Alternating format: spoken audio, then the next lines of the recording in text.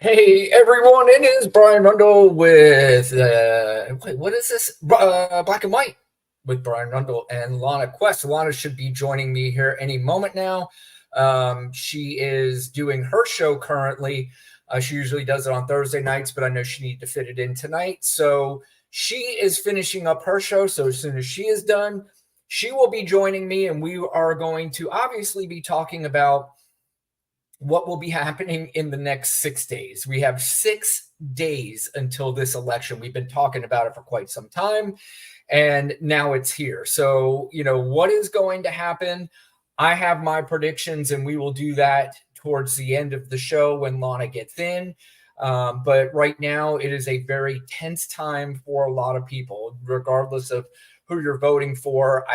In my estimation, it's way more tense for the Kamala Harris voters than it is for the Donald Trump voters, because the Donald Trump voters don't really understand this and they don't know it, but their lives actually will be better under Kamala Harris.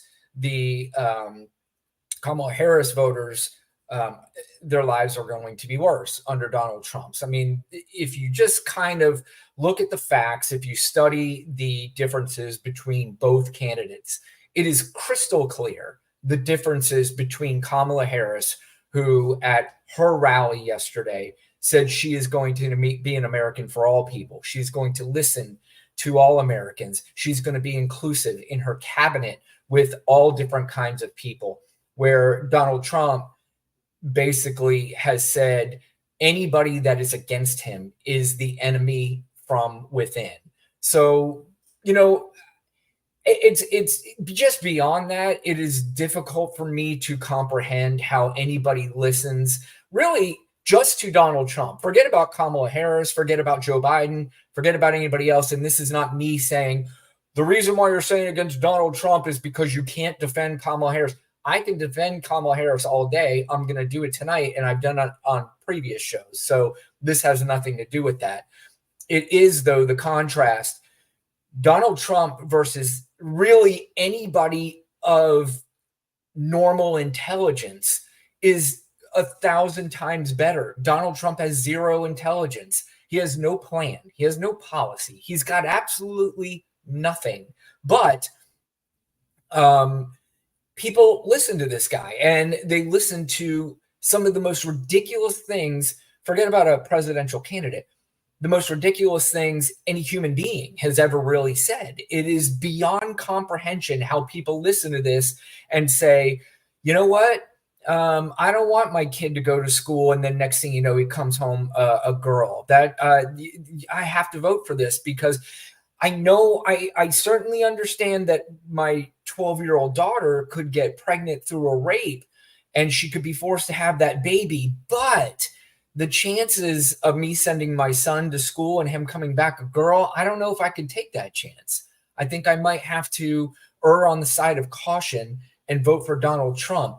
Also, I love my pets, and if a Haitian moves next door to me, I have to be very careful as to whether or not I have to be extra protective of my pets, because it's my clear understanding that these Haitians come in and they eat pets. So I've got to be very careful about that. I still considered my daughter, and I still considered my wife, that if we do get pregnant again, that if she goes through complications, there may be a doctor that says, you know what, she's fine, or I'm not going to do anything. I could go to jail. So she dies, and now I am a father who is raising 4 children by myself. If you're a Donald Trump voter, my guess is that you probably didn't even want to have anything to do with those 4 kids, or at least 2 of them. So it would really drive you nuts that you had to raise 4 of them. But I don't know, if somebody wants to help me understand this, the comments section is open. I open the comments for everybody and anybody. I've gotten many comments on this show before. And I sat through one show where it was MAGA after MAGA after MAGA. I certainly welcome that. I love it for some stupid, odd reason. But, like I said, Lana should be joining me here very shortly. So while I'm waiting for Lana, I am going to start the show. And my guess is that she will probably jump in as I'm speaking. Of course, the big news over the last week was the big rally Donald Trump had at Madison Square Garden. And it brought a lot of different people there, and very exciting time for the MAGAverse, and packed Madison Square Garden to hear their hero, Donald Trump, speak. But there were some speakers before that. One in particular was a comedian named Tony Hinchcliffe. And Tony Hinchcliffe is somebody I am not familiar with. Apparently, if you're in the podcast atmosphere, you know who this guy is, because I think he's associated in some way with Joe Rogan. I think he also has his own podcast that seems to be very popular with the bros. So I don't subscribe to the bro podcast, so it's not my cup of tea. So I don't really know who he was. The only time I've ever heard of this guy is when he was on the roast of Tom Brady. And I got to be honest, I actually found him pretty funny during the roast of Tom Brady. But first of all, let's play the clip of what everybody's talking about. And I'm going to give you some thoughts on Tony Hinchcliffe and the rest of the show. But here's the one that got all the attention, of course. Absolutely wild times. It really, really is. And, there's a lot going on. Like, I don't know if you guys know this, but there's literally a floating island of garbage in the middle of the ocean right now. Yeah. I think it's called Puerto Rico. Okay. All right. Okay. We're getting there. No. All right. So that's the big Puerto Rico joke that set basically a firestorm with Puerto Ricans, and it set such a firestorm that there is a possibility that just that comment alone could make a difference in this election. Whether or not it is, if you want to say whether or not it's justified for Donald Trump, I think it is, and I'll tell you why here in a minute. But it is a comment that a lot of people from Puerto Rico did not take to very kindly. And, I'm sure you've seen numerous clips, people all over the place from Puerto Rico, or people who live in Puerto Rico, major stars. There's a gentleman, Bad Bunny. I know of Bad Bunny. I don't know his music that well, but I know he is huge in the Latin community, in the Puerto Rican community. He's, from my understanding, he's almost like the Taylor Swift of that community. And I did see an article probably about a month ago, and I can't remember where I read it, but it had discussed Bad Bunny and whether or not, if he made an endorsement for a candidate, that it could be a needle mover, as they call it. It could be a big needle mover because of the amount of people that love him and follow him. Apparently, he's got 45 million Instagram followers. And he, from what I was reading in the article, that he wasn't going to get political, and they anticipated that he was just going to stay out of it altogether, not endorse anybody, and just stay silent about it and be quiet.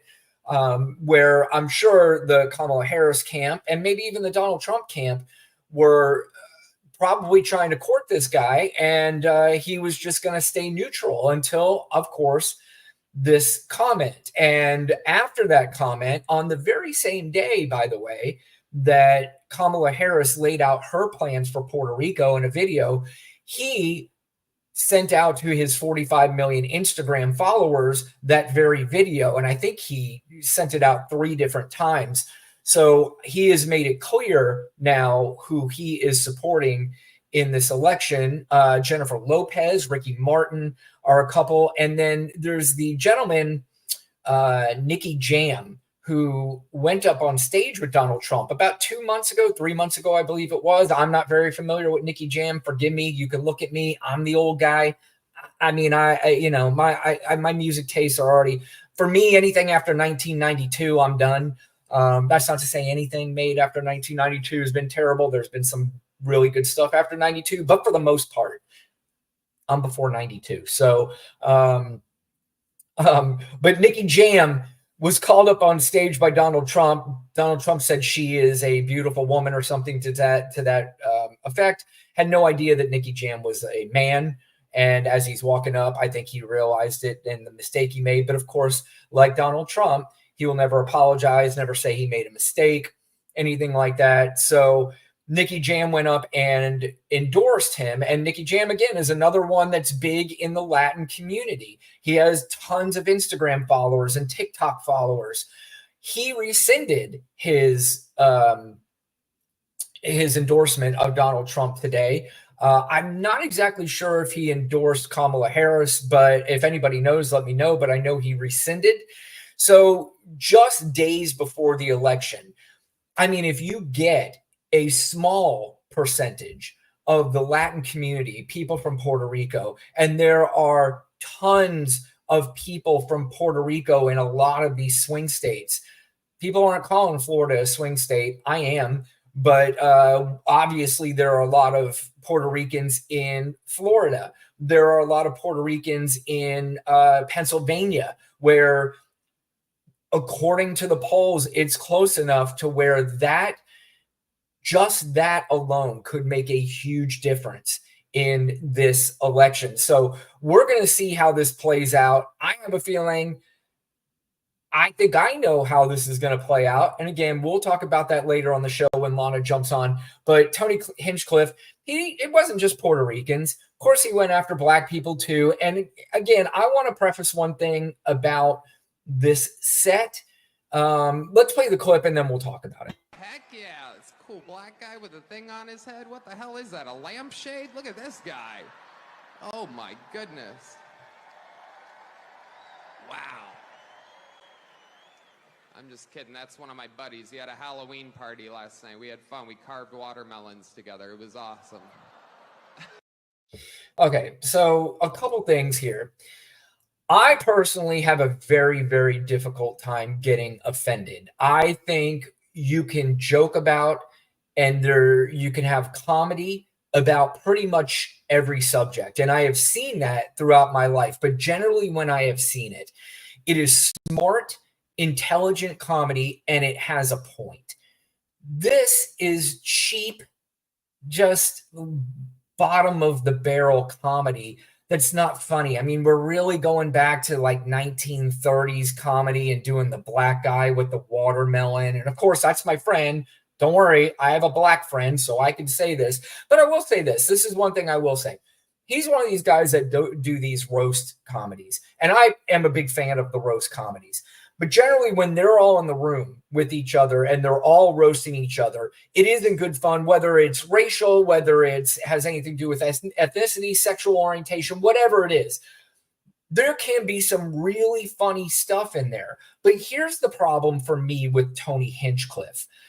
Tony Hinchcliffe decided, and he might not care, this might not affect his career at all, but he decided that it was a good idea to go into Madison Square Garden in a Donald Trump rally where Donald Trump's name has already been associated and his whole MAGA movement has been associated with racism, Nazism, all the bad isms that you can think of.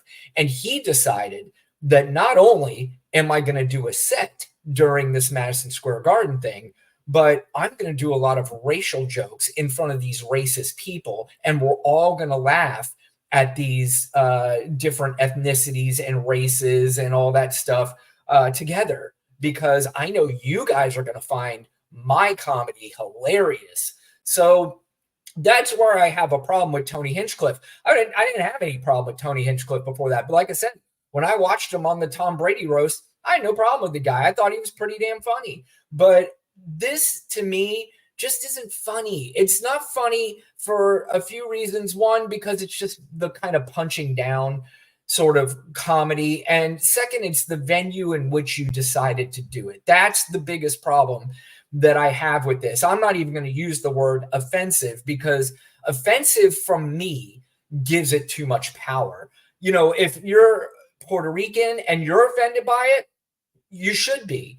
And if you want to express how you offended you are by it, you should. And to pretend like he's just a comic, that you get over it, sense of humor. I think he even put out a tweet because, in fact, I know he did. There was a video of AOC and Tim Walz, and they were playing video games together on some podcast, whatever it was. And what do they call those Twitches? I don't know. Again, old guy. I don't know. Some of this shit I don't know, but I kind of know. But they're playing together, and he retweeted the criticism of that set and said something, you people need to get over this. It's just comedy. Maybe you should take more time and work on your campaign instead of critiquing me. And then, of course, use the tampon Tim joke at the end. It's like, man, okay. I mean, if this is what you've decided to take on, and if this is what you embrace, then be prepared for the blowback. This is what I've always said, because he's the kind of comedy, these bro comics, they die to hear the words cancel culture. They want to be the ones that are quote unquote canceled because they love playing victim because their comedy is not good enough. Now, I've said this online and I got bombed by the trolls because they're telling me that Tony Hinchcliffe sells out arenas. He sold out Madison Square Garden. He has one of the top live podcasts, and all of that may be true, but that is for a particular audience. This is for the kind of guys that punch holes in their walls and, they go to clubs hoping that somebody knocks over their drink so they can get into fist fights. They stare at themselves in the mirror and scream at themselves and do some, goofy bro shit like that. So he may be popular amongst a certain group, but sometimes these guys feel like they're funnier and feel like they should be bigger than just the crowd that they're playing for. And this is why they love using the cancel culture thing, because they have to go back and realize my comedy may not be as funny as I think it is. I can only make certain people laugh. You know how there's some comics who only go to old people's homes, and that's really the only laughs they can get when they get, those the kind of old people comedy. I know I'm older, but I'm not that point. But they probably are upset, like, Jesus, I know I'm funnier than this, but this is really the only gig I can get. And you know what? He's, like I said, I'm not saying he's not successful. The guy's successful. Joe Rogan is extremely successful, but he has a certain audience. Same with a lot of these other Theo Vaughn and all these guys. And Joe Rogan's audience might be a little bit more expansive than Theo Vaughn's, but you get the picture. So that's my take on Tony Hinchcliffe. That's why I think, I don't know. I wasn't a fan of the venue. The jokes were lame. And when you decide to do these jokes in the venue of a place that is already deemed as a crowd of racist people, and again, I'm not saying every single person in that crowd is racist, although I have a hard time that if you're that into Donald Trump, there has to be some sort of racism or xenophobia. Definitely xenophobia. I mean, these people go fucking nuts when you mention immigration. That's, I think, Tony Hinchcliffe, that's one of the biggest applause when he started talking about immigrants coming into the country and made fun of them. And he also made fun of the Israel-Palestine stuff. The Palestinians, if they get into a war, they'll throw rocks in a rock, paper, scissor kind of thing. I don't know. But anyway, that was Tony Hinchcliffe. But the main point of this is it's going to be pretty ironic that if he went to this rally and somehow this very underknown comedian outside of a certain world, this unknown comedian changes the election, it's going to be pretty damn funny. That will be the funniest thing that he has ever done. So beyond that, so everybody's talking about Tony Hinchcliffe and that particular comment. For me, it wasn't Tony Hinchcliffe that was the most vile and offensive part of that entire show. It was all these nutballs after Tony Hinchcliffe came onto the stage. There is a gentleman on TikTok that put together a little bit of a montage of all of these people who were speaking after Tony Hinchcliffe. So forget about this guy. Let's listen to these clowns and what they had to say. This is the dangerous stuff. And the Palestinians are taught to kill us at 2 years old. I want everybody to notice too, just notice the anger in the faces and the voices of all these people. And Harris wants to bring them to you. She is the devil, whoever screamed that out. She is the Antichrist. You guys need to get angry right now. We need to slaughter this Grant Cardone, real quick. This is a guy when I was in the auto industry before. This guy was shoved down our throats as a dude who knows how to sell, and he is going to teach everybody how to sell.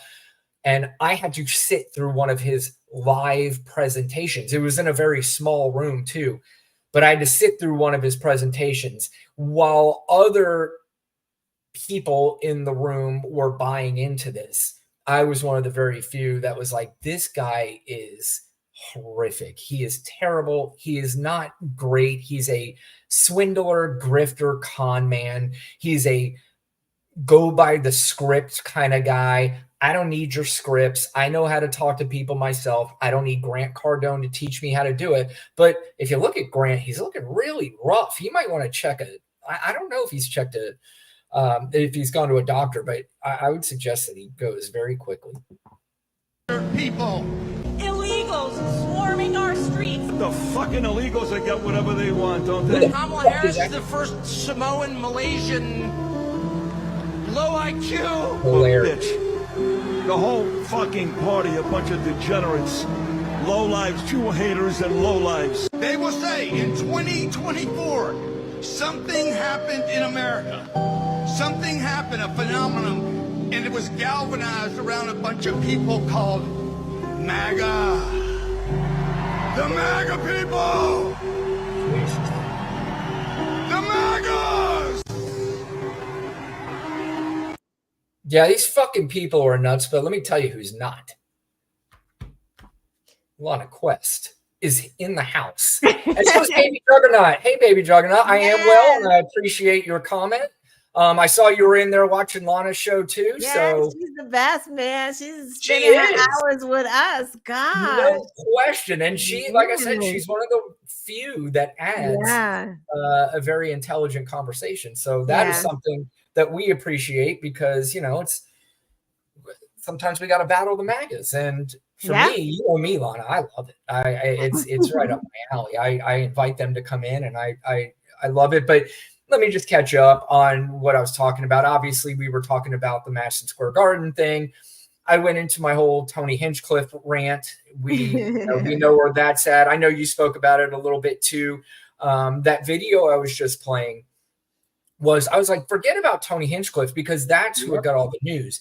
It's really the people afterwards that were the scary ones. That's the ones that you need to take seriously. Yes. So give me your thoughts on what you saw over the weekend and anything that you want to say about, because I did play the Puerto Rican clip and of course, you know, the lame watermelon black guy joke clip. So I know you and I spoke about this a little bit yesterday, but what do you think? Yeah, it was like the same thing you said. It's like, why are we scapegoating it and staying on this comic when it was so much worse after him, like so much worse, like the watermelon joke, like he racist, like rah, right? Puerto Rican joke, not funny. Actually, we might real quick. We might be thanking him for that Puerto Rican joke, but absolutely, kudos to you. Yeah, but like, you know what? The thing was what calling her a prostitute. That kind of like I think maybe because I'm a black woman, right? And maybe because I understand that black women get sexualized a lot, and that's the thing that they were doing to Kamala, saying that she came up under what's his name, Brown, what the hell is his Willie. name? Willie Brown, right? Exactly, saying she slept her way to the top. So them calling her a prostitute and she's got these pimp handlers, it's just like that's just really gross and disgusting. On top of like them calling her evil, the Antichrist, like just really, oh, ew. And then, oh, Stephen Miller, chief Stephen Miller, Nazi, chief Elon Nazi, Musk. yeah, Yeah, yeah. And it's funny, Lana, is that there's obviously Donald Trump clips. I didn't even pull any because we already know what this clown says anymore. right, You know what I mean? It's just like, right, how many more times can we hear the same stupid right, garbage? Although I do have Donald Trump clips, but from that particular rally, right, I'm just like, but I also did even hear from criticism from women on the right. And they're like, you guys just had this big bro fest. You realize you are turning women off. And see, the problem is, all they want to do is continue to rile up these very low information, very low intelligence men who get angry at everything, like immigrants and right, different races and trans people and all this stuff. And they have this internal anger about them that they get, and they're probably leaving there yep, punching walls yep, and, punching yep. themselves in the face like wackos and all that crazy Waving shit. machetes in front of a polling station in Yeah. Florida. Yeah, we're going to get to that guy because he has a special designation that you are probably going to be familiar with at the end of the show. But there was one clip of Donald Trump that I did pull from the Madison Square Garden rally. Lana, this is uncomfortable to watch. This is Donald Trump greeting his wife, Melania. Oh, that was funny. When they walk up on stage together, it looks like, you ever see those? I mean, yeah. It's like, this looks like two people that haven't talked to each other in decades, and they just like met each other at the airport for the first time. Look at this. She's like, okay, I the check cleared, so you can give me one more kiss. And like she literally didn't want his lips on her face. She never does. She always pulls away from him. Not even a little, like she's just way like, do it back here on my hair. He couldn't even touch her skin. Like that's what. Show that shit again. That's hilarious. It is funny. And you know what else too?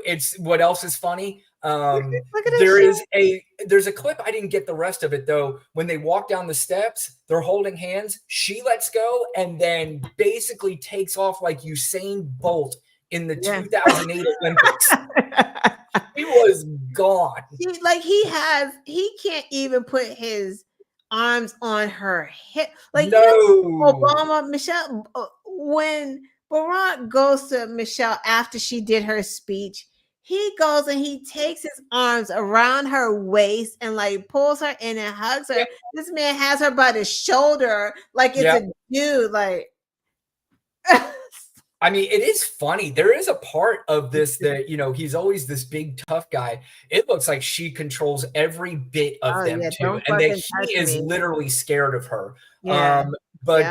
Now if that were Ivanka, it might have been a little sexier. That whole hug. But Lana, you know what? We're going to move on to more positive things. Sure. We're going to move on to Kamala Harris's speech at the Ellipse last night. And man, listen, you're listening to a podcast that obviously has a bias towards the Democrats. I don't even call it a bias. It's just we are Democrats. I mean, we're Democrat people, and there's a reason why we have made the choice to go with this party. Lana and I have spoken before on numerous occasions. We don't think Democrats do everything exactly right all the time. We don't think they say everything right. They're not infallible. They're not, they have their flaws, obviously. And Lana and I both have said that we long for the days of a functional Republican Party so they can counter a functional Democratic Party and vice versa. If they got rid of both parties altogether, I'm fine with that because then I can just listen to all the different people, listen to them speak, and it's very easy to make a decision. Right. It's been easier now, but I am not saying that she absolutely knocked this out of the park because I just am a Democrat and I'm being biased. Her speech last night was phenomenal. It was fantastic. And she touched on every subject. She touched on every American. It was the antithesis of everything Donald Trump says. What did you think of it? Same. She Yeah. touches on everything, and she is the opposite. And it's like she has a way of being humble but strong, right? Like, I don't know everything. I'm going to make mistakes, but I'm definitely going to work for you. I am going to fight for you. We're not going to be silent about any of the things, right? Like, it's like, I am going to be a president for everyone. It has not just people who voted for me. Like, she says that. That's just, it's fucking flawless. And I just want to say one thing. Democrats are flawless, and they have always been pretty flawless. But I think that this campaign has just been like a master class of how to run campaigns. But just speaking wise, if you just think about like everyone that has come out to speak for them, from Michelle Obama's speech, that was fucking amazing, talking to the men and just really getting into the workings of the female body. And you don't even realize what she's fucking talking about. Cramps and shit, cramps and periods and like ovaries and uteruses. It's like, she's literally talking about this with such specificity, and but with class, you don't even realize that you're getting a fucking lesson on like obstetrics and shit. But so her, Jasmine Crockett, just everyone that speaks for Democrats, Shapiro, Obama, Pete Buttigieg. Yeah, beat, right? Then Yep. you got fucking Trump with the plays the music and the undertaking shit, and then he's got Hulk fucking Hogan just yelling. He's got freaking Alina Bob or whatever the fuck her name is, saying stupid shit. Like, it's just I love his attorney, by the way, that Elena Ahaba, whatever. That bitch comes out to all I do is win, and she hasn't won one fucking court case. Like, shut the exactly. Like, and by the way, I don't know if her campaign has had one flawless. One bad day. I really don't. I can't think of a day where we were like, "Uh-oh, this is not good." No, it's just up. It's just been up. It really, well, let's let her speak. And she was at the Ellipse last night, which was awesome because it was the same exact place that Donald Trump started an insurrection. That was the beginnings of the start of the insurrection until he told everybody to march to the Capitol, like he said, like a moron. But here is the woman who will be president in 6 days talking about that very day. We know who Donald Trump is. He is the person who stood at this very spot nearly 4 years ago and sent an armed mob to the United States Capitol to overturn the will of the people in a free and fair election. So that obviously was really good. Let me get to the next clip here. This is her talking about what she plans on doing on day one as opposed to Donald Trump. If elected, on day one, if elected, Donald Trump would walk into that office with an enemies list. When elected, I will walk in with a to-do list. Full of priorities of what I will get done for the American people. It's a very good line. And this one, Lana, I think was my favorite out of all of them. And then we can discuss a little bit more. This is basically her telling everybody she's going to be a president for all of you, even the ones that feel unseen. And I liked how she said this because that kind of was the motto of the MAGA people in 2016, that they were the people who were unseen. But this was really this is, I think, the best part of the night. To protect hardworking Americans who aren't always seen or heard and deserve a voice. And I will tell you that is the kind of president I will be.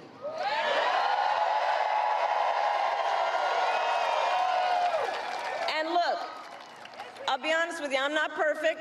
I make mistakes. But here's what I promise you. I will always listen to you, even if you don't vote for me. I will always tell you the truth, even if it is difficult to hear. I will work every day to build consensus and reach compromise to get things done.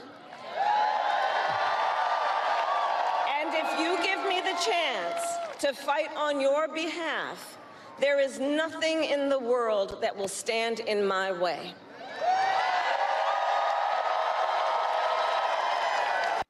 Real quick, Baby Juggernaut says that she has gained momentum every day, and look how presidential she looks and sounds. Amazing. I couldn't agree more. Lana, what did you think of the venue? What did you think? Just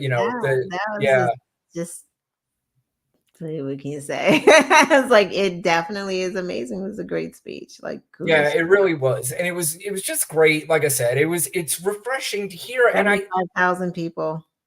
Well, that's the other thing too, is that, I mean, I think they said that Donald Trump at his insurrection had 52,000 people. Yeah. And they are announcing 75,000 people at her thing, which was not an insurrection. It was basically her speech and her final pitch to the American people on what she wants to do for them. And I'm just telling you, because I am going to give, and Lana, you, if you want to, you can join in, but I'm going to give my prediction on what's going to happen on Tuesday at the end. But I think she is resonating with people. She's also resonating with, I think, women who may have otherwise not voted for her, or may secretly be voting for her. And I think that's one of the things I'm going to say in my prediction that's going to be part of what's going to put her over the top. But in contrast, we have to go back to Donald Trump. This is a montage of Donald Trump here, basically telling everybody, again, no plans, Lana, nothing for the American people. This is what he is calling people like you, like me, like anybody else that goes against him. I want to say, so we have two enemies. We have the outside enemy, and then we have the enemy from within. And the enemy from within, in my opinion, is more dangerous than China, Russia, and all these countries. But the thing that's tougher to handle are these lunatics that we have inside, like Adam Shifty Schiff. Think of this guy's going to be a senator. It is the enemy from within, and they're very dangerous. They're Marxists and communists and fascists, and they're sick. I use a guy like Adam Schiff because they made up the Russia hoax. Actually, it's like 30 seconds longer, but I think we get the point. Where he is calling the enemy from within. And this, you say dog whistle, part of it's dog. We already know what he means by this point. Again, he's doing a few things here. He is riling up the flying monkeys to, get their little militia costumes ready to put on so they can go and fight for Donald Trump. When he loses next week. And he's also, I think, trying to convince himself, that he's winning. And I think he's trying to figure out any way, he can get this going. But Lana, when you hear that, what is it that you hear? Do you hear anything different?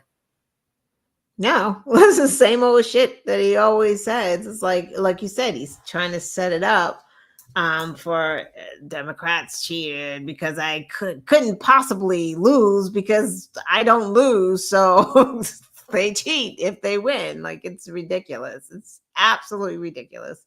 Yeah. And you're not going to be surprised. He was on Sean Hannity last night, Lana, and this Tony Hinchcliffe, you're never going to guess. Never heard of him. I don't know what that is. What time you got there. I was told and made. By the way, listen to Sean Hannity is the biggest. Like I said, all these dudes, they all try to come off as tough guys and manly men. They all bow down and lick the nuts of this fat fuck who is so fucking stupid. It is just, it is amazing to me how wimpy these dudes are around this clown. But listen to him already setting up. You know, I know you left. He's trying to already put in Donald Trump's head how to answer this question. Yeah. Aware that you had no idea about this comedian who made comments. I have no idea who he is. Somebody said there was a comedian that joked about Puerto Rico or something, and I have no idea who he is. Never saw him, never heard of him, and don't want to hear of him. But I have no idea. They put a comedian in, which everybody does. You throw comedians in. You don't vet them and go crazy. It's nobody's fault. But somebody said some bad things. Now, what they've done is taken somebody that has nothing to do with the party, has nothing to do with us, said something, and they try and make a big deal. But I don't know who it is. I don't even know who put him in. And I can't imagine it's a big deal. I've done more for Puerto Rico than any president, I think, that's ever been president. Did you notice anything there, or did you not notice something in that clip, Lana? I don't know. His nose looks like it's running from his face. No. Well, no, he's just a decrepit looking old man right now. But I mean, this isn't just an opportunity just for him to go, hey, you know what? I didn't know he was going on. That's really not my kind of joke. I would have never said that, and I denounced the joke. But how could he do that? It was a requirement, Brian, that he tell that joke. That man has already performed for Donald Trump personally at Mar-a-Lago or over Zoom, and Trump was like, he's hilarious. But he's like, wait, the Puerto Ricans are mad at me? I've done more for the Puerto Ricans than anyone. Oh, wait, the blacks are mad at me too? I've done more than Martin Luther King for all of the blacks. The black community loves me. I made them gold sneakers. Lana, that, you know what the funny part is? In his mind, telling the Puerto Ricans, telling the blacks that I've done more for you is his form of apology. Yeah, because I already hooked y'all up. What's wrong? Right. It's God, this guy. Meanwhile, this is another thing. I'm going to play the clip and then we'll just go into this. This is just another thing that he continues to say. And then we're going to list a few of the other things that literally people who have a minimum high school, I forget it, junior high school education. If you have a minimum 8th, 9th grade education, and you believe anything that he says beyond this education, then you may need to, if anybody's ever seen the movie Billy Madison, where he went back to kindergarten and had to go through all the grades again, you might have to do a Billy Madison. But this is his new thing on trans people that. Maybe it's because they want to destroy the country. I don't know. Or gender affirming care for minors. Sure. Care sure. without parental consent. So a young man leaves for school and goes to school, and the authority takes him over without parental consent, and they do things to him that you don't want to know about? I mean, is this supposed to be America? I don't think so. That doesn't sound These like people are radical people, and let me tell you, she's not a smart person. She's a low IQ individual. I've said it for a long time. Yeah, Donald. She speaks so slowly. Everything's so slow. She thinks of answers. They ask her a question. She talks about she was grown up with a lawn growing on her front yard. Everything is like crazy. 60 Minutes. Yeah. Lawn growing on her front yard. She talks so low, like he's literally. It is so funny that the dumbest person in the entire world and the dumbest people who support this guy keep going around and talking about how dumb Kamala Harris is. He said it's mind-numbing in one sense. The second sense is like, do you even engage in this at all? I mean, is it even worth engaging with this ridiculousness? They go to school, then they take them and they get like So they go to school, then what? They call them down to the office, and then what? An ambulance comes, or do they have like a chauffeur that takes them to the hospital? Then they get the care. Do they stay in the hospital, Donald, or what? So the parents don't know or do know. They just go home. Then they drop them back off at home after they get the care. They kick them out the hospital. Do they go to school the next day, Donald? Like none of that makes sense. Like it's just none of it. It's just so stupid. Because hospitals don't know nothing about HIPAA, like, or nothing. Like, you just don't, you just go. Like, what the fuck are y'all talking about? Well, he expanded on this, not in this interview, but he has literally said that you drop your boy off at school and he comes home a girl. This, I mean, and he says this, like, seriously. This is the same guy who said with zero proof, and it went to 60 different courts, that the election was stolen. There is zero proof. Republican election leaders were saying there's absolutely no proof of this. 60 court cases say there's no proof of it. He is telling people that FEMA is not giving any money to any of the states. The governors came out and said that is absolutely not true. We're getting plenty of money and we're getting plenty of support. He is telling people that Haitian people are coming into Ohio and they're eating pets and dogs and cats and geese. And there are people who legitimately believe this. Lana, I'm not sure if I've actually, and maybe you have, I don't know if he said this or not, but I know people like Marjorie Taylor Greene and these kind of nuts have said that the government is controlling hurricanes. Yeah, so they can steer them towards the red state too. Yeah, like the voters are saying that too. The MAGA base, because I think Margie started it. She is definitely a candidate to start this crazy nonsense. No question about it. Yeah, she said they are controlling the hurricanes, and then they just. And there's been interviews where they interview these Trump people on the streets, and there are people who are regurgitating this, saying it is absolutely true that 100% that the government is creating these hurricanes and steering them towards red states. Oh my God. Like these are people, even if you have a kindergarten, if you have more than a 4th grade education and you believe that, there's something wrong. I mean, there's really something wrong with you. Yeah. It's true. You've definitely lost it. Listen, 6 days, Lana, 6 days. Okay. So there's another comment, Lana, that happened over I think it was yesterday.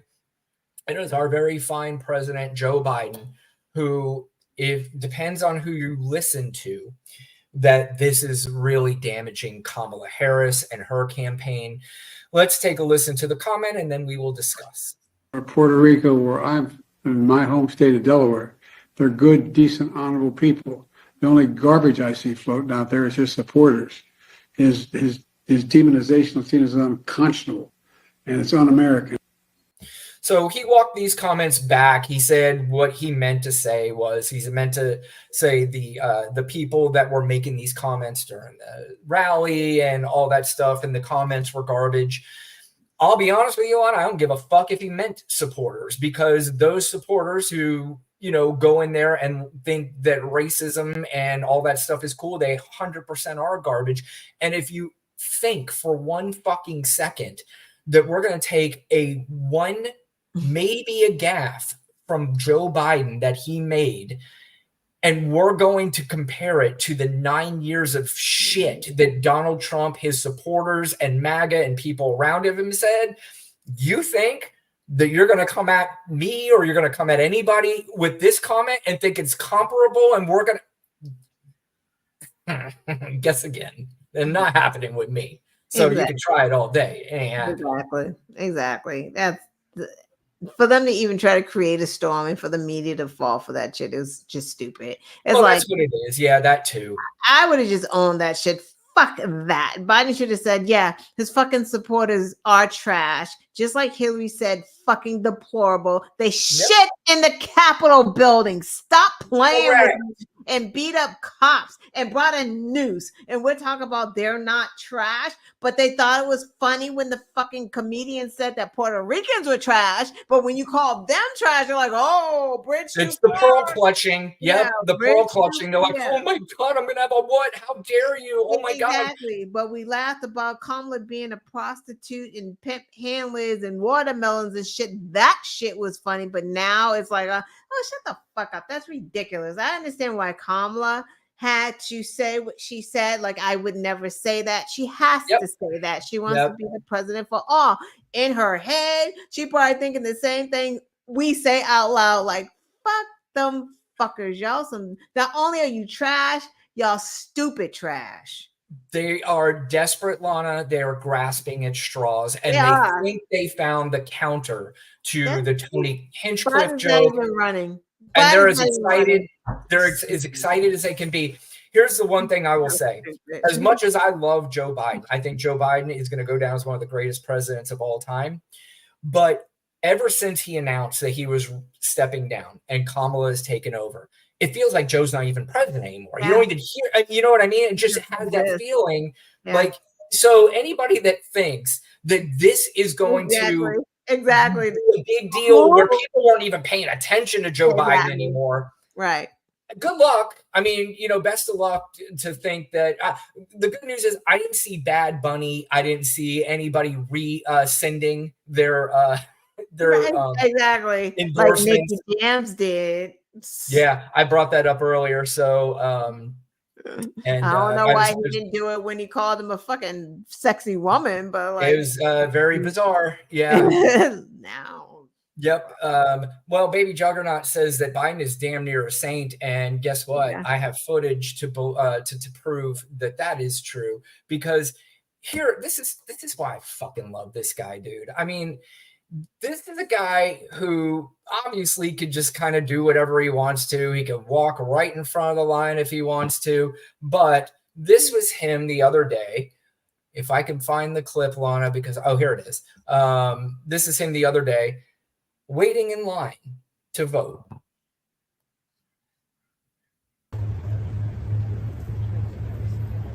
Pushing this woman up the ramp in her wheelchair, talking to the people and just saying, you know what, I'm going to go amongst the crowd. So this is different. When people have asked me to go, I've heard MAGA people when I blasted him for his little McDonald's stunt. And they're like, he's showing he's part of the people. He's showing that was a full stunt. Everything was set up. Everything. Those weren't even real customers. Those weren't real. I mean, these were all vetted people. You could go through the line. You could go through the line. The restaurant was shut down. This, whether it's a photo op or not, this is still genuine Joe Biden. Right. 100%. This is just who he is as a person. Right. Because we know that Joe took the train when he was a senator. Yep. Fucking train. He wasn't trotting around on some fucking jet. And one thing about Trump is, I thought about this today. It's like, he is the only president that, like, on Thanksgiving, you don't see his fucking lard ass giving out no meals to the homeless, right? Like, it's a day of service. We have never seen Trump do anything remotely as a day of service. And if he does show up in a service surrounding, everyone is gone. It's sanitized, right? Like, bring in the actors. Right. God, he brings his props in and he gets a photo op and he's fucking out of there and he's washing his hands like crazy. He would never do that. Biden, with his old ass, is pushing someone else in a wheelchair up a fucking ramp. Like, stop playing with me, in line with the people. And that's the difference between him and Kamala. Literally, I saw Kamala, the black lady, which is not there. No, she's crisscrossed and she's touched every fucking body. Saw her in a goddamn barbershop talking to the brothers. Saw Obama getting his hair cut by a podcasting barber, right? He's getting his talking. So she's everywhere. She's like in Philadelphia in a restaurant with like a black chef tasting his fucking beans. I'm like, she's talking in every fucking corner, and it's not a Puerto Rican barbershop in the Bronx. Again, that's been sanitized for Trump.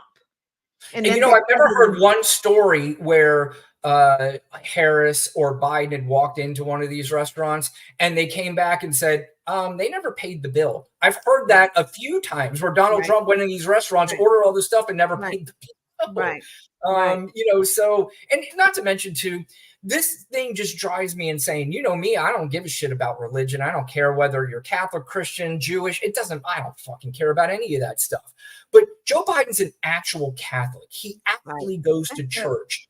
And these MAGA people look up to this clown who couldn't spell Jesus if you gave him the J and the E to start with. He has no idea about religion, but he goes around and tells everybody he's this godly man and God saved him from being shot. And I don't know, man. This is, like I said, we got 6 days, Lana, and hopefully we're going to get past this. A couple more clips. We have, while I'm looking up that clip, do you want to read what Baby Juggernaut had to say? Oh, which ones? Let's see. I don't know. I think she just had a couple real quick. Wait. Biden is look at us putting our glasses on. I know. How about the money he owes these cities? Yeah, correct. Everywhere That's he right, goes, that he owes too. money. Probably from his last election bid too. Well, you remember the time he tried to fly into one of the airports and they had to reroute him and they told him, you can't fly in here because you still owe this town money. And until you pay up, no, you're not landing here at this airport. That was the story, at least. But we talk about the contrast, and we spoke about this earlier. Michelle Obama gave a phenomenal speech the other day, and she had mentioned the contrast of what Donald Trump gets to do and what Kamala Harris has to do. And she nailed it. She was dead on. Let's listen to this. So I hope you'll forgive me if I'm a little frustrated that some of us are choosing to ignore Donald Trump's gross incompetence while asking Kamala to dazzle us at every turn.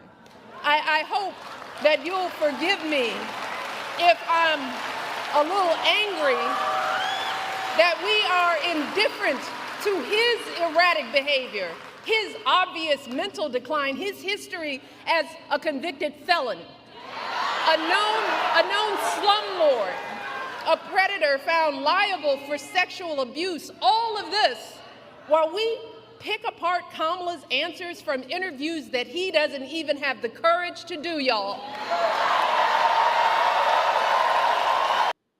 Well, Donald Trump was big mad at Michelle Obama for daring speak his name and almost was kind of threatening, said she should not have done that. No, that was not kinda. He did threaten her. He does that mob boss type of threatening where it's like the hints to his people. So, y'all know what to do. Yeah. She shouldn't have done that. She should the fuck do you think you're talking to right now, dude? Either that or that stupid bitch thinks he's like Eminem and he's going to drop a diss track on her. Right, but see, he keeps. But here's the thing: he keeps doing that thing and like punching himself in the face, right? Because now you're talking about this black woman, the Obamas, right? Michelle Obama is loved more than Barack Obama is loved. Yeah. So guess who loves her? Black women, but the black men that you've been trying to court like that, they still love her. You may now, lose some of them because it's like, okay, that's a bridge too far. You threatening my sister? Like, what's wrong with you? So he continues to do that. But that's just proof that he don't give a fuck about Puerto Ricans and black people. Like, everyone is equal opportunity. He don't care. He'll put you out there to the walls. That's him saying, take care of her, right? He wants her to have death threats right now. Like, it would give him great pleasure if he said that. And then the next day there was reporting that she's getting more death threats. Like, that would validate what he did. So I hope they don't say that because I'm pretty sure she gets them anyway. But well, yeah, but yeah, you're right. You're exactly right. It definitely was threatening. And, again, hopefully, like I said, in about 6 days, we could get rid of this. But there's also another clip I want to play real quick. Van Lathan? Yes. Is he on CNN? I don't think so. I think he Where has is his own he? podcast. He might be a contributor, maybe, but Okay. this is him. Apparently, it looks like he's on his podcast, and he was talking about the heights of white privilege. And I am secure enough to play this because I understand what white privilege is and what it means. But this is what he had to say about Donald Trump and his white privilege, and I thought he broke it down really well. We've never seen anyone treated with the singular amount of white privilege that Donald Trump is being treated with. This is a masterclass in white privilege. Trump can't say enough to be racist. Correct. He can't commit enough crimes to be a criminal. He can't fail enough to be a failure. And he can't say enough stupid things to be stupid. Mm-hmm. He is so shielded and insulated by the idea and the concept of whiteness that he is unfucking touchable. Yeah. The thought conjured around him matters more than any reality. Any reality. He is a Christian that doesn't know the Bible, that fucks porn stars, that grabs women by the pussy. Grabs women by the pussy, is the least Christ-like, but the sheer promise of the whiteness that exists inside of Donald Trump is enough for everyone, white and black people, a lot of them who worship whiteness and aspire to the level of whiteness that Trump has. It's enough for them to say, hey, he's still our guy, no matter what. It's the whiteness he guarantees to protect. That's what he represents, right? It's their being that he guarantees to protect. And that's true. That's something that they won't say, but that they're voting for. Lana, your thoughts? Yeah, and that's exactly it. That's that thing when everyone's beating their head like, why do Trump people continue to support him? You know, there's no policy. He don't have to talk about policy. That's why they can go to someone, a Trump voter, and they'd be like, he said he's gonna be a dictator. She's like, I'm fine with that. They don't care. He's white. No, but they're right. There's no person of color on this planet that could do what Trump does, because Trump is the epitome of white people, a white person, a white power, right? Like, and I don't even think everyone could do what Trump does, right? Because Trump exudes like, it's that he's got the racism, he's got the bigotry, he says what he wants to say, he has the jet, he has the golf course. It's like he is the fucking epitome of white power. They can't all do that. He's got it. And they're absolutely right. And that's the same reason why we call Byron Donalds, Tim Scott self-loathing. And that's why we also say that, you know, they subscribe to white supremacy, because that's what it is. That's why you'll get a MAGA on the thing and you'll talk about Tim Scott and say, like I've said, he's a white supremacist. Like, he can't be a white supremacist. He absolutely can, because it's an idea. Like, it's a, you know what I mean? It's not like it's a white supremacist isn't like it's that person that he wants to be. It's the ideology of white supremacy that white is supreme, and that's Candace Owens, right? Like, it's all of those guys, Byron Donalds, Tim Scott.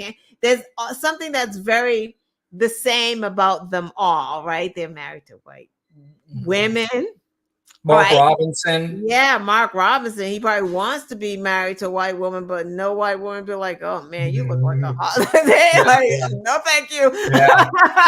He had to get where he could get with that one. He probably don't want that one, but that's what he had to get. But no, they absolutely, like, who else says I'm a black Nazi, right? Like, he's trying to get in with the good old boys, and that's always been the thing. It's been the good old boy. So that's just a great point. They said that wonderfully. Like, yeah, and as did you with your perspective there's another aspect to this too, Lana, is that everything he said is right, but this also too is fueled by this fucked up media that we have right now. This media that has normalized Donald Trump because it makes them a lot of money.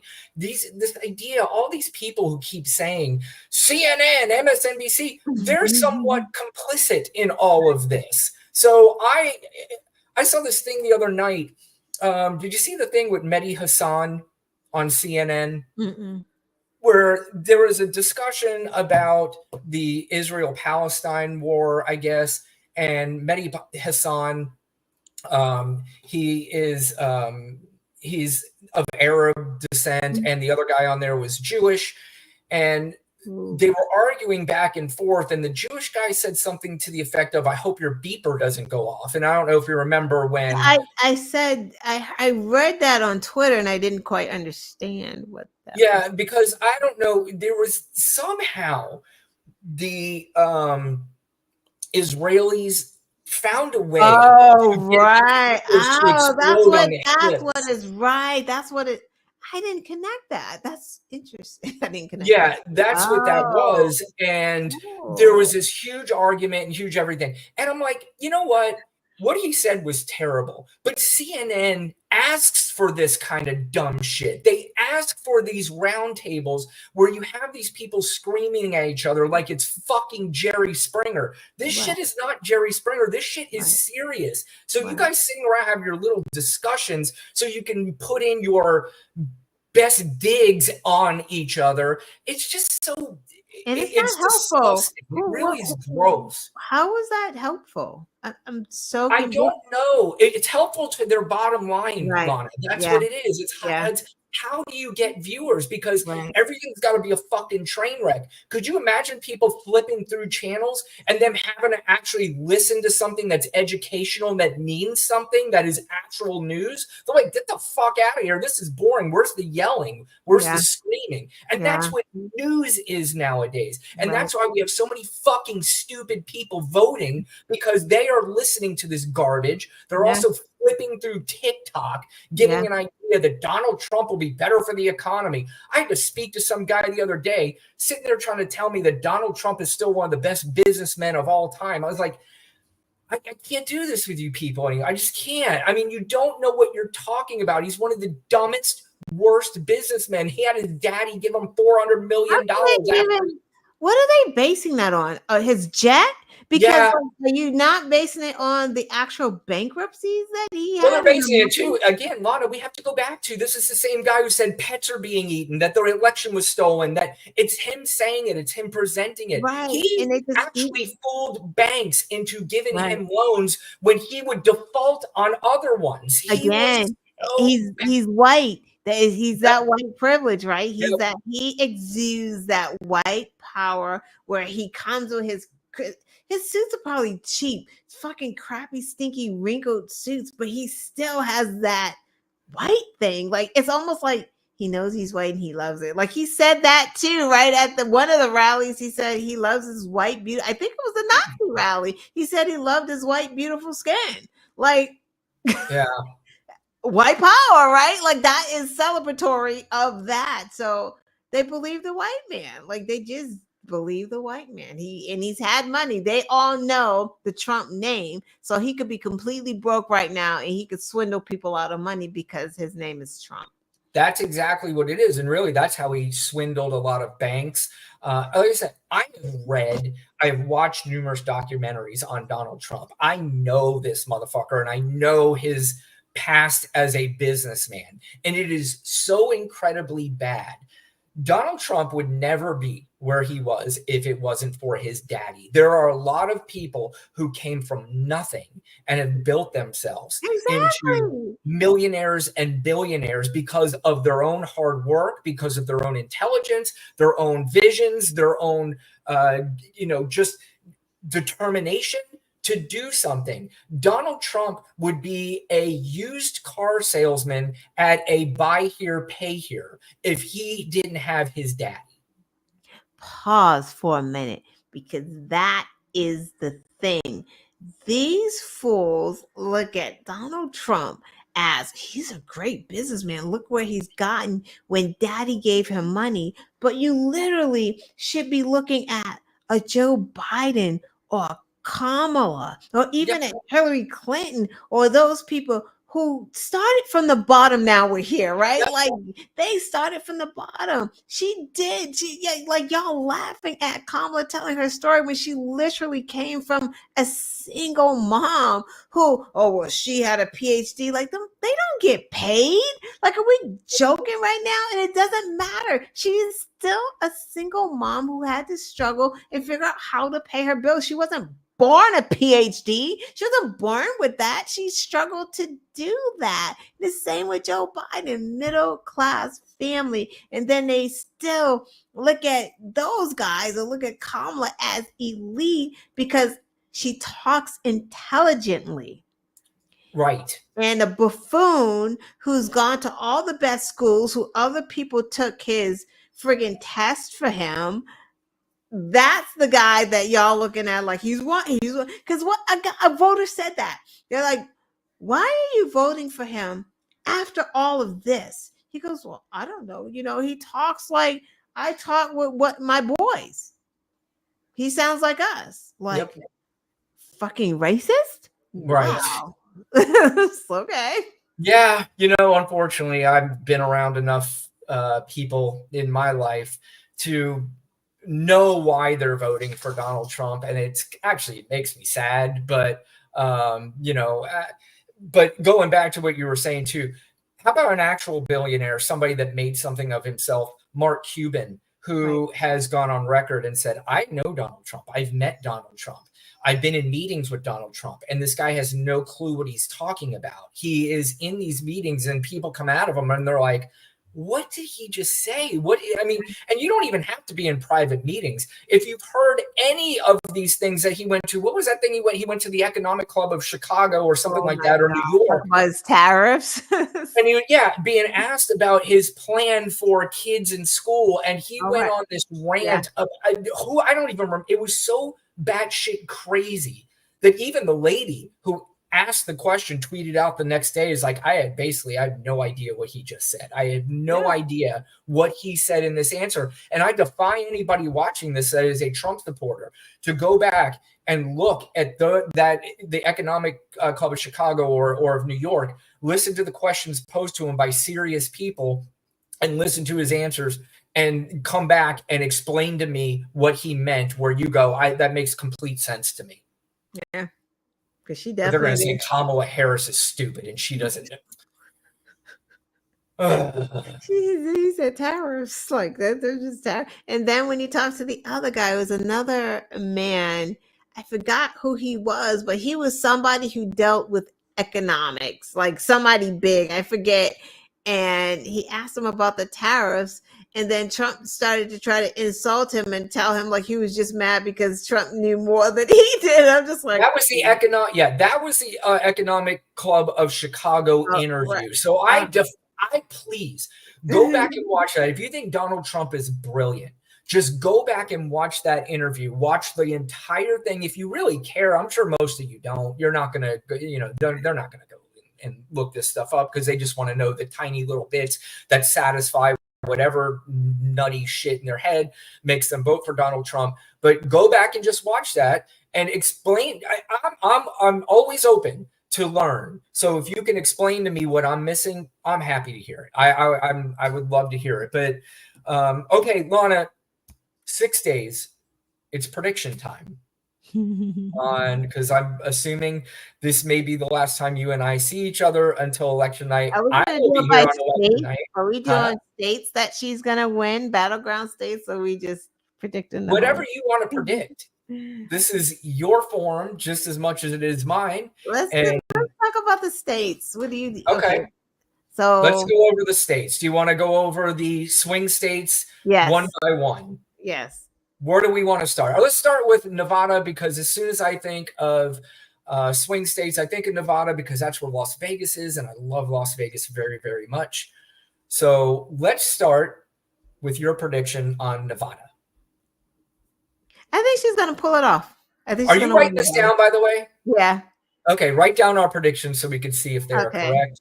I think she's going to win Nevada as well. Me too. Okay. Okay, both checks. So let's go to Arizona. Oh. Honestly, I think she's gonna win Arizona. You know what? I think she's going to pull it off, and here's why. This is why I think she's going to pull off Arizona. If you look at the Senate race between Gallego and Lake, Yes. he has been winning by a pretty decent margin the entire time. Who is going in and voting for Gallego? And because Lake is Trump. the female Donald Trump. Right, exactly. Right. Why would you do Rubin and then Trump? Like that doesn't make sense. I think she's gonna win too there. I think it won't be by a landslide, but I think she's gonna pull that off too. I do too. Okay. Let's move over to my northern neighbor, Georgia. Georgia. She's gonna win Georgia. You know, it's funny. I think so too. I mean, I think she's going to wind up pulling it out. Yeah. Because and again, I'm not saying it just to say. I got some reasonings as to why I believe. If you look at Georgia just over the last few elections, 2020 they went blue. 2022 they went blue. They had to elect 2 different senators, and those 2 senators were going to make the difference in who controlled the Senate in 2022.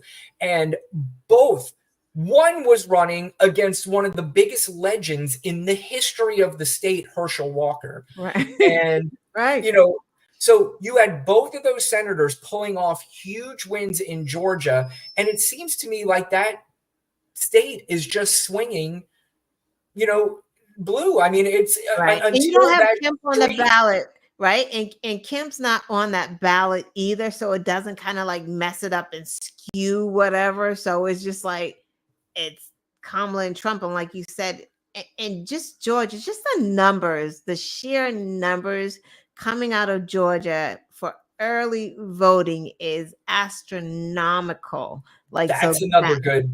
Yeah, point. that's kind of, and it's a lot of women. That ground game, Stacey Abrams and Tasha Brown. That ground game, what's going on in Georgia right now? If you thought it was good with Biden, it's even better now. So I think that she's going to get, like, I don't know how she loses Georgia, to be honest with you, if they have, because more people are voting, way more people are voting. I also want to throw in this. Yes, I want to throw in this caveat as well. I truly do believe this whole Puerto Rican garbage thing is going to make a difference in these states. I truly do. Now, one place where it may not, I don't know if they have do they have a big population in North Carolina? Because that's our next state.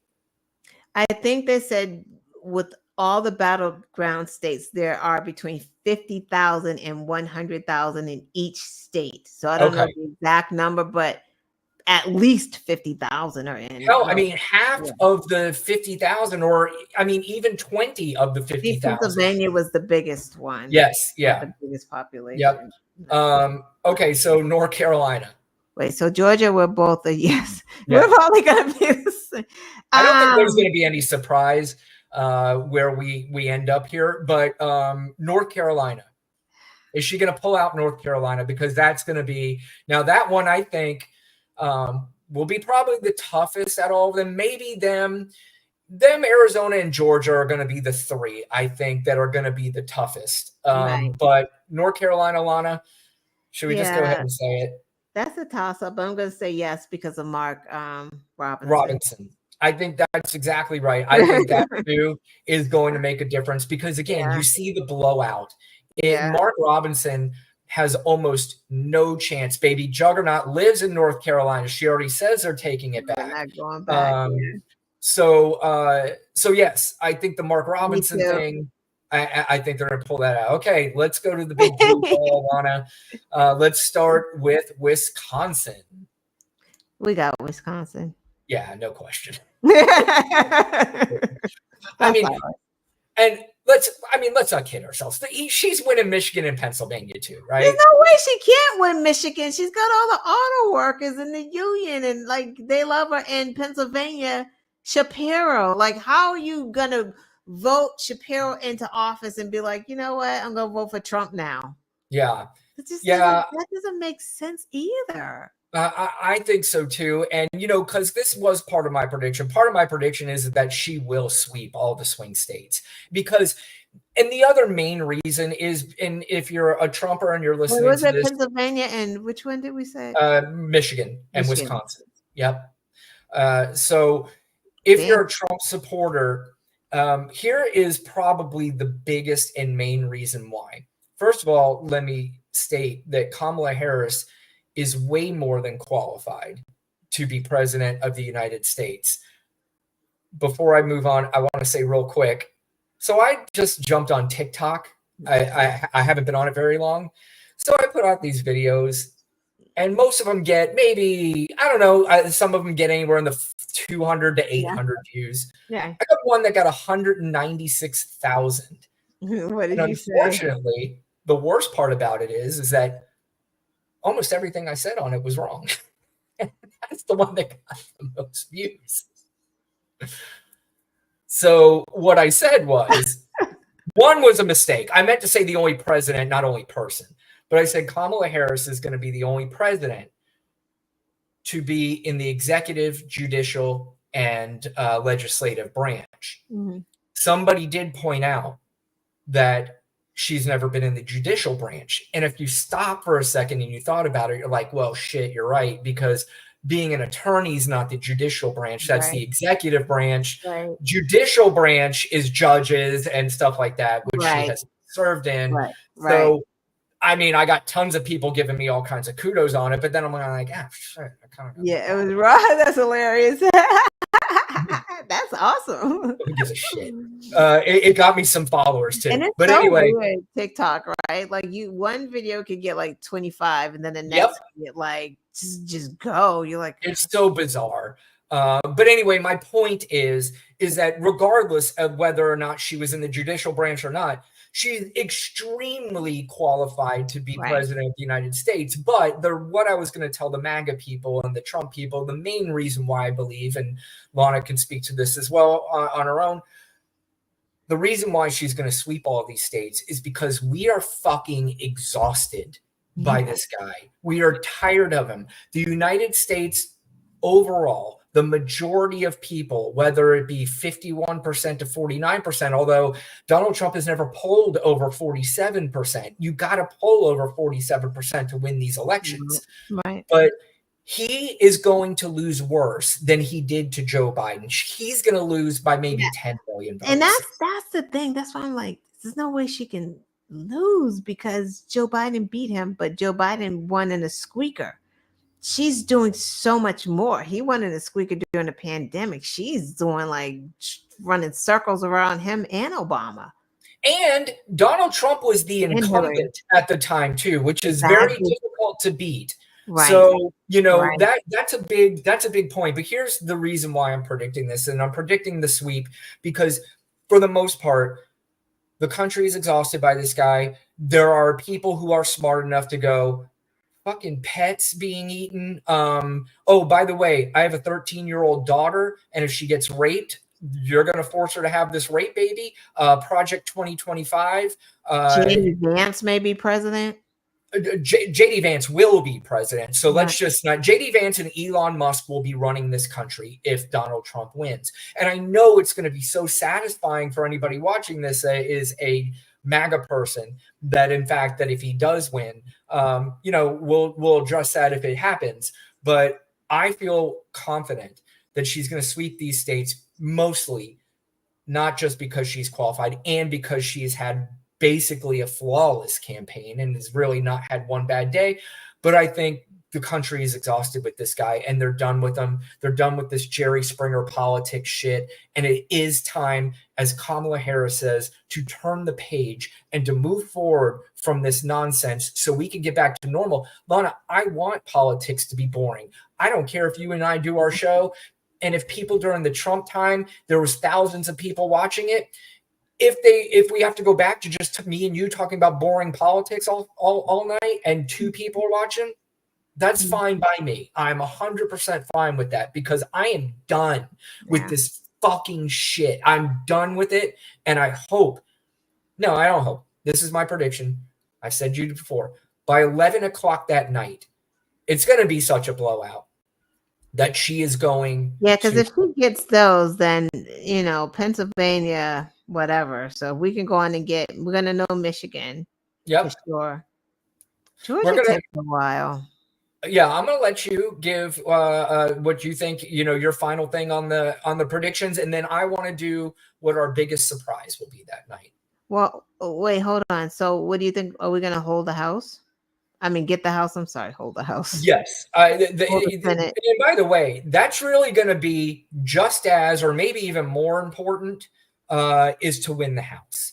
Correct. My guess is if they win the House, she's going to win the presidency.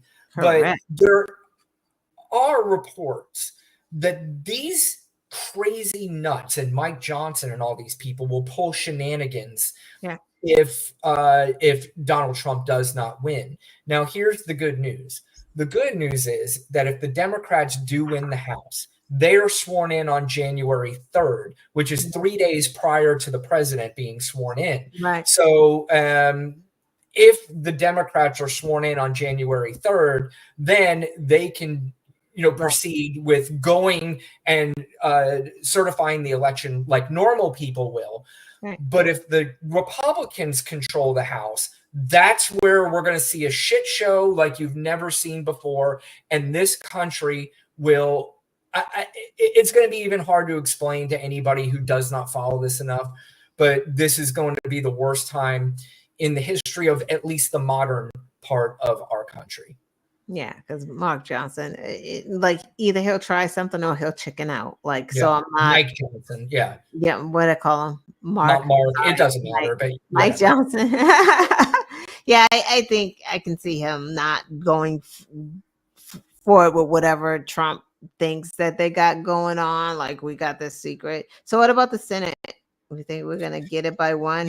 Well, see, here's the key to the Senate, Lana. Nebraska. We're gonna. I think we're gonna need. Well, he's an independent, but still, we don't know where he's gonna caucus. So he said he's not caucusing with anybody. He's just gonna be there, but that's okay because I mean, it's not a Republican, so right. He's for women's rights. Like, he's not saying I don't want to caucus with Democrats. I'm going to caucus with Republicans. He just hates everybody. So he's just going to be, but at least he has he sounds like he's a decent guy, and he's going to look at, whatever comes in front for a vote, like really look at it and not just be like, oh yeah, I'm siding with the Democrats. I think he's going to be realistic on it. So hopefully, right. And there are plenty of independents who have been. Bernie Sanders was an independent. Yeah, exactly. Angus King is another one. I mean, there've been independents. Isn't Bernie still an independent? Yeah. Well, I think didn't he have to declare being a Democrat when he ran? Did he turn back into an independent? I don't know. Because he ran as a Democrat. I think he kept the Democrat. I don't think he bothered going back. But he was an independent for all those years. So correct. That is correct. He was an independent up until he ran for president. Right. So, and I was always the Bernie Sanders fan, even prior to him running for president, because I always see him on Bill Maher. I'd see him on a lot of these talk shows, and he was compelling when he spoke. So, but I think the other key to the Senate, to holding on to the Senate, John Tester is going to be a tough one. From everything I've seen, that it may be very difficult for him to hold on, which kind of is a shame because he's been senator there, and people know him. And now you have this billionaire guy coming in who's going to take over, and it's just like, what are we doing here? Sherrod Brown in Ohio, he's got a better chance of winning. Yeah. But Lana, there's two other races that I think people should not be falling asleep on. Colin Allred versus Ted Cruz in Texas. Oh my God, hope so. Because if that one happens, and then of course here in the state of Florida, we have Tim Scott versus Debbie Marcusel Powell. Yeah, and that is a very close race too. Yeah, so she may be able to pull that out. I think she is, because he had to just spend another $1.5 million on his campaign recently, which means he's being told that, hey, buddy, this is not a runaway. You do not have this in the bag. And, and women are mad in Florida because that ballot initiative may pass for putting abortion on the books, right? Is that what it is? Okay. Yep. Yeah. Yep. So, and you got to get 60%, which means you Right. have to bring out a lot of people in order for Right. that amendment But they to brought out a lot of people to vote to sign that petition. So I would correct. hope that everyone that signed that they got the numbers to follow back to get them to the polls to vote. Consider yourself a monster dipshit that if you signed the petition and you didn't go out and vote for it. You know, I mean, come on, what are we I just doing? imagine that Democrats would have definitely gotten those numbers, and then because that's part of the ground game to get those people out to the polls to make sure that they're going back. So hopefully Debbie can do that because that's because if they pull off one of those two, then the John Tester one, you know, you still have, right. you know, the key is to hold on to the Senate. It's obviously going to be more difficult. And if you look at the numbers, just the poll numbers, that the Republicans will be favored to win the Senate. But, you know, the Democrats are favored to win the House. So we'll see. I think at this point right now, geez, yeah. yeah. God. The House, I feel good about. The Senate, we'll see. Yeah. We'll see. Well, hopefully Tester. Yeah, it does. It sounds bad for Tester, but yeah. Jesus Christ. Hopefully, Sherrod Brown, though. I liked his interview today where he kind of distanced himself from Kamala because he has to do that and be like, you know, I'm for the people. I'm from the, you know, the blue collar people. Like he had to like just put himself like, I'm focused on my race. I don't, you know, I don't dabble in whatever they got going on. This is here. Yeah. And by the way, another fact, just in the whole presidential race, did you see the latest poll out of Kansas? No. Trump was only up. He won, I believe, by 14 points in 2020. He was only up by 5 points in Kansas. Well, that makes sense because of that ballot initiative too. Because them women are like, "Fuck this shit." Yep. Yeah. Yep. So, I mean, that's very telling to me. You know, when you can move a state like Kansas that much, right? That means Kansas is not just the only one. I think all these What states. Was the one we were talking about the other week? There was another state that was solid red. I think it was Iowa. Was it Iowa that was like something that made? Yeah, it was because I think Iowa was only like 6 points or 5 there, points. There was movement there too. I mean, that will win, but like you said, it shows a trend. Correct. Yep. Biggest surprise. What do you think the biggest surprise of the night will be? Oh, biggest surprise of the night? Oh, I got mine. Biggest surprise of the night. I don't even know. Tell me yours. Okay. I'm going to tell you one. Oh, wow. You have more than one surprise of the night? I got maybe a couple. Okay. Number one, the first biggest surprise of the night. Everybody prepare yourselves. Strap yourselves in. Kamala Harris is going to win my state of Florida. That's my biggest surprise of the night. The abortion initiative. Oh, that's going to win. That's definitely. The fact that Debbie Marcuso Powell is in a very close race with Tim Scott tells me something. And I want to tell you something, Lauren, and I think I discussed this with you last night. I spoke to a gentleman that I had worked for when I was in the car business, and this was over 4 years ago that I worked for this gentleman. And he's a staunch Republican conservative. And out of the blue, he called me the other day. And I have a lot of respect for this guy because he's intelligent. He's an intelligent guy, and he knows his stuff. And I appreciate him calling me because I think he feels that I'm an intelligent guy and I know my stuff, and it would be an intelligent conversation between. And see, I love having the intelligent. I'm done. I honestly, these conversations with MAGA people, you know, it's just so. It hurts your brain. So this kind of stuff is a good workout for the brain because there's a good back and forth. So anyway, just get to the point. Longtime conservative.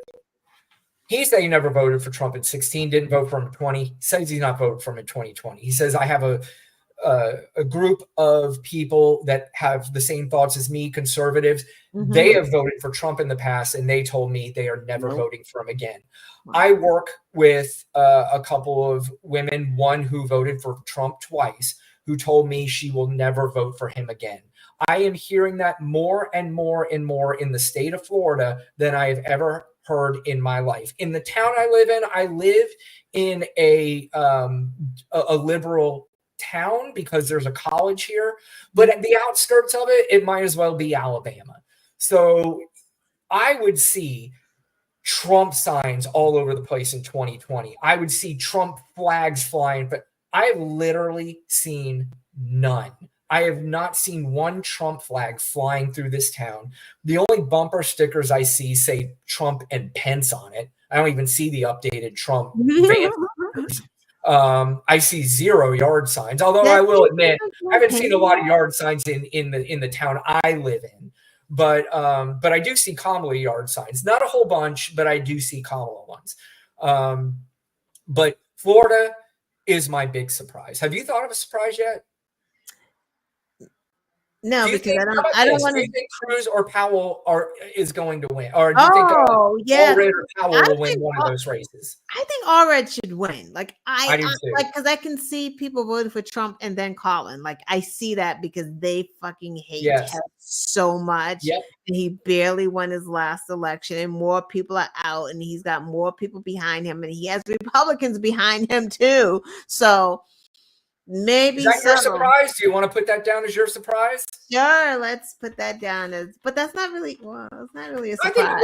think it would be, because when you beat a juggernaut, like not a baby juggernaut, but if you beat a juggernaut like Ted Cruz, that, whether people like him or you don't like him, that is surprising. That will actually. So you're saying the whole state of Florida is going to go for Kamala?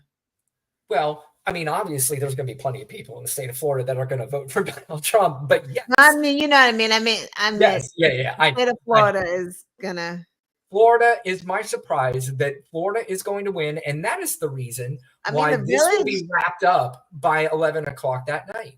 I mean, the villages. You've never seen the villages come out for a Democrat. That's by the way, crazy.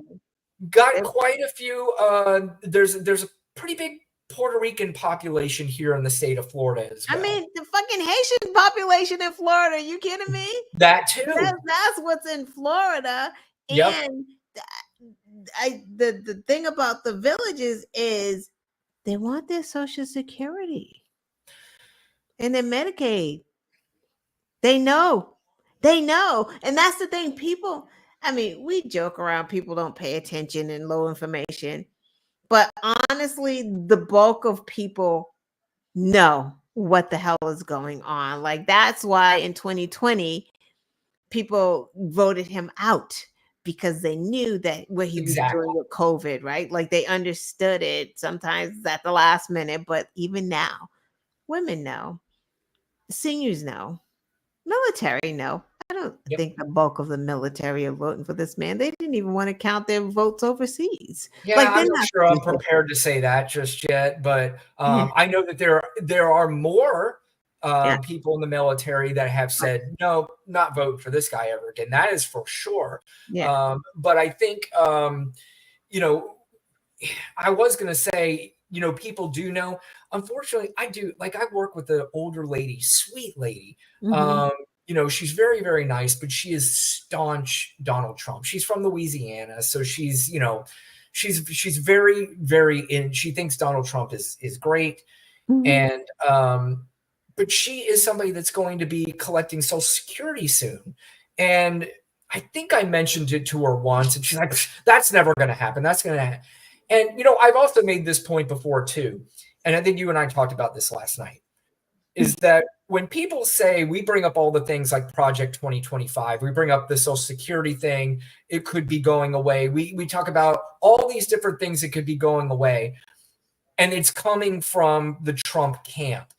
And you hear people go, well, what are the chances of that really happening? Why would you take a chance? Why would you take any chance on it happening anyway? If this is coming from them, why would you take the chance? Unbelievable. It really is. It really, really is. But all right. Well, Lana, I'm glad you have your predictions. So I have a prediction. You will not be joining me on Tuesday night. Yeah, I don't know if I can do that. My stomach's gonna hurt. Maybe you could pop in. You know, Yeah, maybe I'll pop in for a minute or two. It'll be early. 8 is early in counting votes because they just close at 8, so we won't know too much anyway. Right. Well, we'll take, I will be here, and this could give the MAGA people the opportunity to come troll me if things go your way. I know Florida will know right away because they're the fastest state. Yeah, they do. They don't fuck around. I mean, they get, right on it. One thing I don't, and I don't know if you know the answer to this, Lana, but you have different states and they get the mail-in ballots. Why can't they just count the mail-in ballots as they come in? Why do they have to wait that day? They gotta pass laws for that. Apparently to do that. That's why they don't do it because that doesn't benefit either party. Like, what's the point of not counting the ballots that particular day? I don't get it. Michigan is doing it, right? That's why Michigan's going to come out faster this year because they just passed a law that they can actually start counting them early. So that's why they're going to be all set. Maybe the only thing I can think of is if they're sealed, you cannot screw or tamper with anything. But if they're already open, maybe you can tamper. And if there's a recount, I don't know. That's the only thing. Michigan is starting early. Like Michigan has started. You're talking about the states that don't do it, though. Yeah. Right, but I'm saying Michigan passed a law. Like they had to pass something. Right? So maybe the states just, I don't know why they wouldn't. Yeah, I don't either. I don't know if anybody in the comments knew, let us know. But anyway, I will definitely be here. Well, I'll probably do one more show before Tuesday night. But I will definitely be back Tuesday night. Lana may or may not be jumping in and joining me because I understand certainly because I'm going to be just as nervous too. And trust me, if things don't go our way, we're smiling now and we're celebrating already. Dude, if we start losing them states, I'm going to be like, it's rigged. It's rigged. Like it would have to be. Legitimately, it would have. Do you have a militia costume? Because me and you, we'll go right up to that damn Capitol. I'm going as a witch tomorrow for Halloween. That's right. Yeah. I know. I forgot we were doing that. I'm like, what the rock? All right. Well, happy Halloween to you. Look. Either this time next week we're going to be smiling, or just it may be a very quick. We may not even be able to be on the air if it goes the opposite way. I don't want to talk about it. Okay, yeah, later. All right. Thank everybody for watching. Please like, subscribe. If you're watching this, please like, subscribe. What is all that shit, Lana? You tell them. Like, share, and subscribe to this channel. Please share it with your friends and stuff. Like, y'all ain't doing that. Just share it to people. Let them know we're on Tuesdays. Absolutely. Tell your MAGA friends. They'll come and join, and they'll be happy to troll. Tomorrow's Baby Juggernaut's birthday, by the way. Happy birthday. That's awesome. A great birthday gift for her, I'm sure, would be a nice blue North Carolina package wrapped up in a bow on Tuesday. I'm sure she did her part to make that happen. So anyway, It is game time, baby. So we will see you. I'll probably be back Friday night, but I will be back live Tuesday night. Lana may or may not join. And check her show out, The Quest Show, whenever you can. And she did a show tonight. So you go back and watch that. She did a great job. Bye. Goodbye.